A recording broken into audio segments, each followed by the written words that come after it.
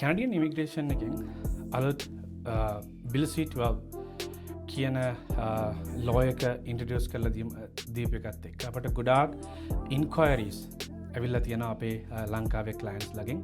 ඉතින් මම හිතුවා එකෙක් කෙනාට වෙන වෙනම කන්සල්ටේෂන් කරනකොට මේ ගැන එක්ස්ප්ලේන් කරනවට වැඩිය මේ වගේ වීඩියෝ එකකින් ඔයගොල්ලන්ට එක්ස්ප්ලේන් කරන්න මොකද්ද මේ ලෝ එක, මේකෙන් මේක තියෙන ක්‍රයිටේරියාස් මොනවාද, මේ වගේ දෙයකින් ඔයාට ඔයගලන්ට ඇවිල්ලා තියෙනවා නම් ප්‍රොසීජර් ෆියනස් ලෙටර් එකක් අපි කියනවා PFL ලෙටර් එකක් මොකද්ද ඔයගලන්ට කරන්න පුළුවන් දැන් ඊළඟට මෙතනින් පස්සේ ඔයගලන්ට තියෙන ඔප්ෂන්ස් මොනවාද කියලා මම මේ වීඩියෝ එකේදී කතා කරනවා.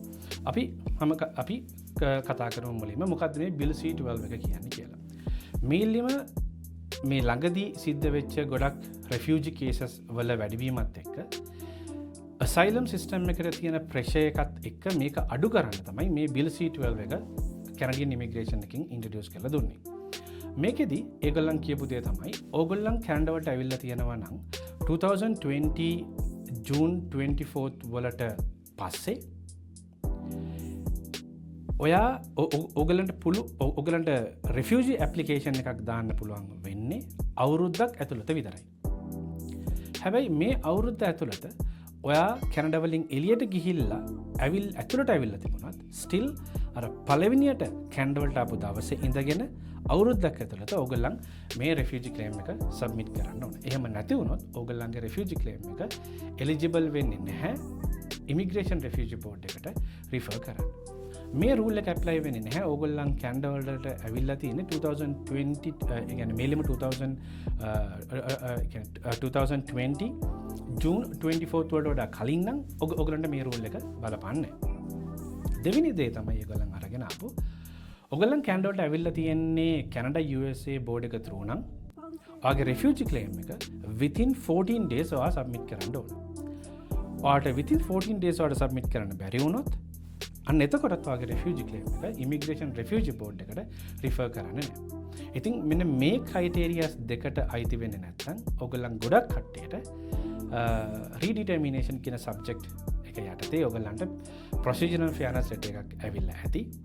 ඒ ප්‍රොසීජරල් ෆෙයර්නස් ලෙටර් එක ගත්තන් පස්සේ මේල්ලිම ඒ ලෙටර් එකේදී ඔයගොල්ලන්ට කියනවා මෙන්න මේ දැන් BLC12 එක දැන් ඉන්ට්‍රොඩියුස් කරලා දීලා තියෙන්නේ. දැන් ඒක ලෝ එකක්. ඔයා කැනඩා වලට මෙන්න මේ දවසේ මේ එයාපෝට් එකකින් ඇවිල්ලා තියෙනවා. එතකොට ඒ ඇවිල්ලා තියෙන්නේ 2020 ජූන් 24th වලට පස්සේ. ඒක නිසා ඔයාගේ රිෆියුජි ක්ලේම් එක ඉමිග්‍රේෂන් රිෆියුජි බෝඩ් එකට රිෆර් කරන්න බෑ. බට් ඔයාගාව අලුත් එවිඩන්ස් අලුත් ඉන්ෆර්මේෂන් තියෙනවා නම් මෙන්න මේ ඩෙඩ්ලයින් එකට කලින් මේක සබ්මිට් කරන්න කියලා.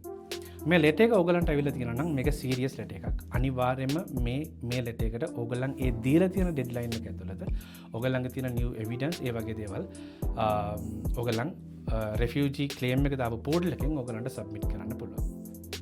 මේකෙදි ඕගලන්ට දාන්න පුළුවන් ඕගලන්ගේ කියන්නේ කන්ටි කන්ඩිෂන් එක වෙනස් වෙලා තියෙන දේවල්. ඒ වගේම අලුතෙන් තියෙන ත්‍රෙට්ස් අලුතෙන් තියෙන මොනහරි ඔයගොල්ලන්ගේ ජීවිතයට තියෙන රිස්ක් ඒ එවිඩන්ස් වගේ දේවල් ඔයගොල්ලන්ට දාන්න පුළුවන්. ඉතින් එතකොට හැබැයි මේන්ම දේ තමයි මේ ඩෙඩ්ලයින් එක ඇතුළත ඔයගොල්ලන් මේ ඉන්ෆර්මේෂන් සබ්මිට් කරන්න ඕනේ. ඒත් එක්ක මේ ඔයගොල්ලන් තව චේන්ජස් ඔයගොල්ලන් ඉස්සරහට කරන්න යනවා කියලා ඉමිග්‍රේෂන් එකකින් කියනවා. ඒකෙදි කියන දේ තමයි මේ තියෙන ඔන්ලයින් ඇප්ලිකේෂන්. ඔයගොල්ලන් දන්නවා අපි රිෆියුජි ක්ලේම් එකක් දානකොට අපි දානවා ඩොකියුමන්ට් එකක් බේසිස් ඔෆ් ක්ලේම් කියලා. අපි කියන BOC එක කියලා. මේ බේසිස් ඔෆ් ක්ලේම් එක මේ ඇප්ලිකේෂන් එක සිම්ප්ලිෆයි කරන්න යනවා. මොකද මේ ඇප්ලිකේෂන් එකේ සමහර ප්‍රශ්න තියෙනවා ඒවා රිපීට් වෙනවා. ඒක නිසා ඒක සිම්ප්ලිෆයි කරන්න යනවා. ඒත් එක්කම ඉන්කම්ප්ලීට් ඇප්ලිකේෂන් තියෙනවා නම් ඒවා රිෆියුජි බෝඩ් එකට ඒවා රිෆර් කරන්නේ නැහැ. ඒ වගේම ඉන්ඇක්ටිව් කේසස් තියෙනවා නම් ඒවා asylum system එකකින් ඒගොල්ලන් අයින් කරනවා. ඒ වගේම රිෆියුජි ක්ලේමන්ට් ෆිසිකලි ඉන්නවා නම් විතරයි කැනඩාවේ ඇතුලේ ඒගොල්ලන් ඒ රිෆියුජි ක්ලේම් එක රිෆියුජි බෝඩ් එකට රිෆර් කරන්නේ. ඒත් එක්කම කවුරු හරි එක්කෙනෙක් කැමැත්තෙන් රටින් යනවා නම් රිෆියුජි ක්ලේම් එකක් දාපු කෙනෙක් ඒ කියන්නේ කවුරු හරි කෙනෙක් වොලන්ටරිලි එයා ඩිපාචර් වෙනවා නම් එතකොට same day removal orders issue කරලා කරන්න රෙෆියුජි බෝඩ් එකෙන් අලුත් රූල්ස් අරගෙන එනවා.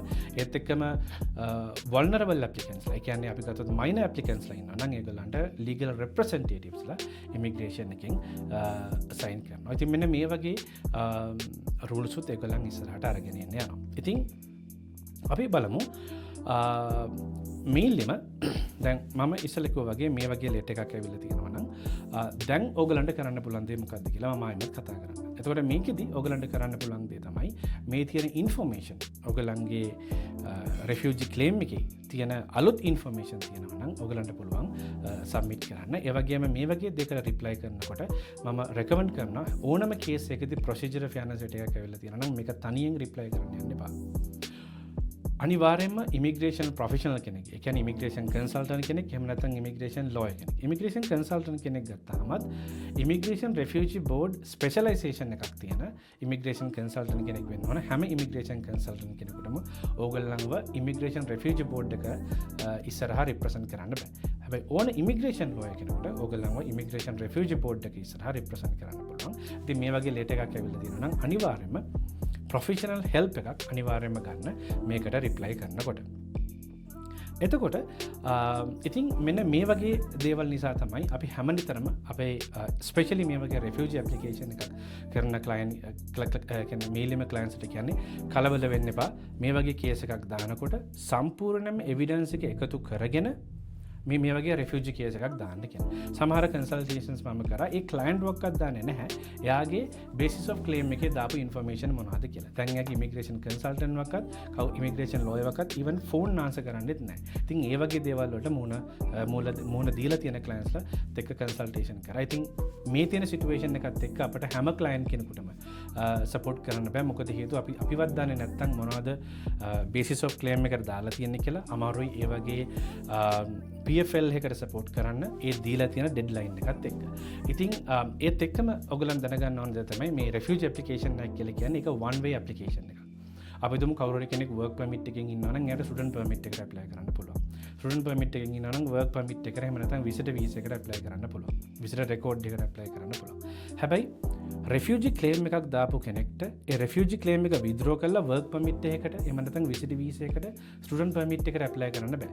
රෙෆියුජි ක්ලේම් එකක් දාපු කෙනෙක්ට ඒ පාත්වේ එක through ගිහිල්ලාම තමයි ඒගොල්ලන්ට PR එකට යන්න පුළුවන් වෙන්නේ. එහෙම නැත්නම් ඒගොල්ලන්ට රිමූවල් ඕඩර් එකක් ඉෂුව කරනවා රටෙන් යන්න කියලා. ඉතින් ඊළඟට අපි කතා කරමු මේ අලුතෙන් ඉන්ට්‍රොඩියුස් කරලා දීලා තියෙන රූල් එකත් එක්ක IRCC එකෙන් ඉන්ට්‍රොඩියුස් කරලා දීලා තියෙන අලුත් පබ්ලික් පොලිසි එකක්. මේ පබ්ලික් පොලිසි එකෙන් කියන දේ තමයි සමහර කේසස් ඉමිග්‍රේෂන් රෙෆියුජි බෝඩ් එකට රිෆර් කරන්න එලිජිබල් නොවුනත් ඕගොල්ලන්ට ඕපන් වර්ක් පර්මිට් එකක් ඇප්ලයි කරන්න ඔපචුනිටි එකක් මේ පබ්ලික් පොලිසි එකෙන් දීලා තියෙනවා. ඒත් එක්ක මේ පබ්ලික් පොලිසි එක කියනවා මේ පබ්ලික් පොලිසි එක ඕන වෙලාවක ඉමිග්‍රේෂන් එකට කැන්සල් කරන්න පුළුවන් කියලාත් ඒගොල්ලන් කියනවා.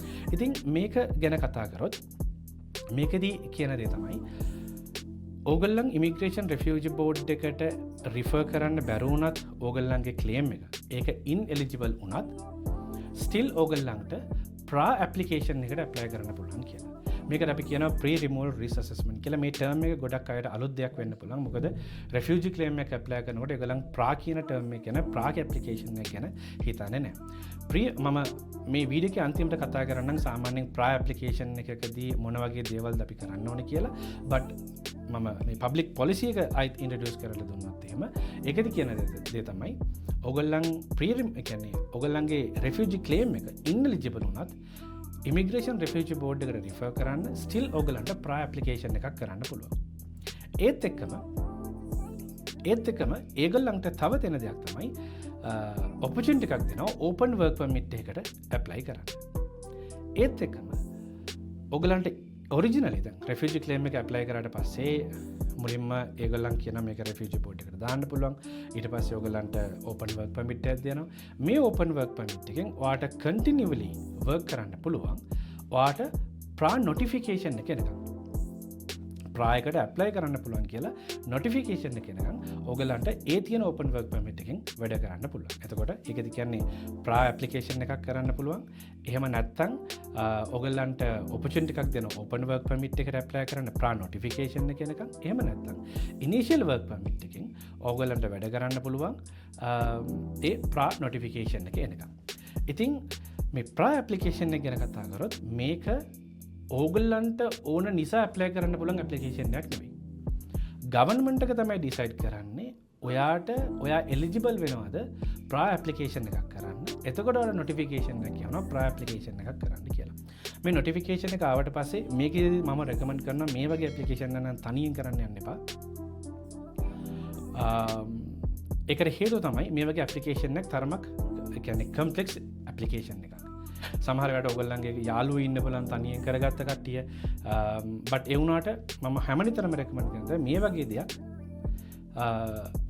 තනියෙන් කරන්න යන්න එපා. මොකද මේක හරියට සිද්ධ නොවුනොත් ඔයගලන්ට රිමූවල් ඕඩරයක් ඉෂුව කරලා ඔයගලන්ට කැනඩා වලින් යන්න සිද්ධ වෙන්න පුළුවන්. කවදාවත් ඔයගලන්ට කැනඩාවට ආයිත් එන්න නොලැබෙන විදියට. ඉතින් ඒක නිසා ඒ වගේ ඇප්ලිකේෂන් එක තනියෙන් කරන්න යන්න එපා.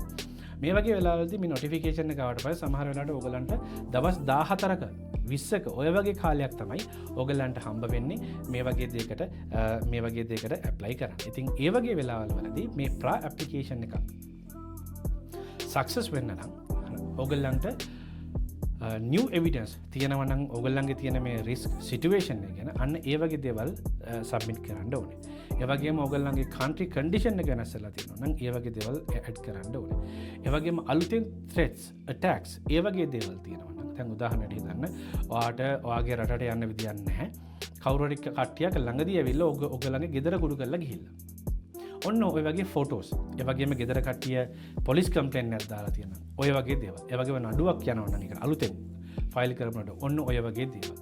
right ඔන්න ඒ වගේ දේවල් අපිට ඇඩ් කරන්න පුළුවන්. ඒ වගේම human rights violations. ඒතර ඒ වගේ දේවල්.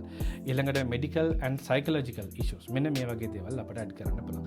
මම උදාහරණයක් කිව්වොත් එහෙම ඇත්තටම ඔය අපි හැන්ඩල් කරන එක කේස් එක සිද්ධ වෙච්ච දෙයක් තමයි ගෙදර ගාවින් ළඟදී මල් වැඩමක් තියලා ගිහින්. ඉතින් ඔන්න ඔය වගේ දේවල් ඔයගලන්ට එකතු කරන්න පුළුවන් අලුත් එවිඩන්ස් විදියට. ඉතින් මෙන්න මේ වගේ දේවල් ඔයගලන්ට ඔයගලන්ගේ ඇප්ලිකේෂන්ස් වලදී හැබැයි ඒවා ජෙනුයින් වෙනවනේ ඒවා ඇත්ත දේවල් වෙන්න ඕන. මොකද ඔයගලන් බොරු එවිඩන්ස් දැම්මොත් එහෙම ඒවා කවර් කරන්න තව බොරු කියන්නවා. ඒවා ඔයගලන්ගේ ඇප්ලිකේෂන් එකට highly negatively affect වෙන්න පුළුවන්. ඉතින් ඒක genuinely මේ evidence ඉදිරිපත් කරන්න. එතකොට ඒක හරියට ඉදිරිපත් කරනවා නම් ඔයගලන්ගේ claim එක approve වෙලා ඔයගලන් protected person කෙනෙක් විදියට ඔයගලන්ට ඊට පස්සේ PR එක දක්වා යන්න පුළුවන්. ඉතින් මෙන්න මේ විදියට තමයි මේ අලුතෙන් අඳුනලා දීපු bill C12 එකේ තියෙන criterias ඒ වගේම ඔයගලන්ට අර වගේ redetermination කියන subject matter එක යටතේ ඔයගලන්ට PFL එක ඇවිල්ලා තියෙනවා නම් ඒකට respond කරන්න ඕන විදිය සහ අලුතෙන් introduce කරලා දීලා තියෙන public policy එක යටතේ ඔයගලන්ට තියෙන advantages මෙන්න මේ විදිහට තමයි සිද්ධ වෙන්නේ.